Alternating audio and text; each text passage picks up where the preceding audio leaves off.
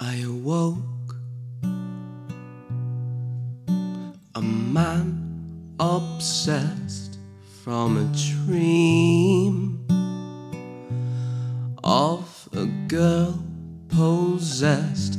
I arose in my haste. I forgot to get dressed. I got dressed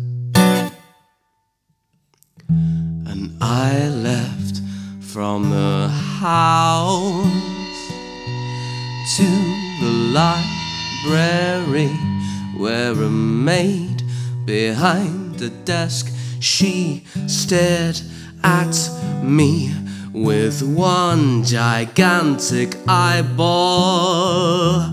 Harry, she spoke. I awoke a man obsessed from a dream of a girl possessed. Oh, so it seemed. I arose. This time I dressed and I left, and I marched right up to that library desk. I said, I want every book that you've got about Nancy Moscott. But where the maid had been, she now was not. I spoke and awoke a man obsessed with the dream of a girl possessed by a possibly fictional world.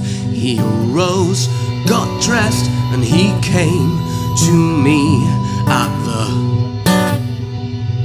library behind a desk. That's where I find myself, though I'm positive a minute ago I was somebody else, and now this man wants every book that I've got about Nancy Moscott. Had I undertaken some form of monomyth? Is this Korsakoff syndrome, or do I just not exist, and my one remaining marble twisted into a schist? I began to choke and I woke as I spoke to a maid behind the desk at a library. Said, if it's not too personal a question, are you, and me, and the hairy eyeball looked startled and said, who else could we be? And I read her name tag, and her name tag read Nancy. Her name was Nancy. Her name was Nancy. Her name was Nancy. It wasn't Nancy, it was Lil.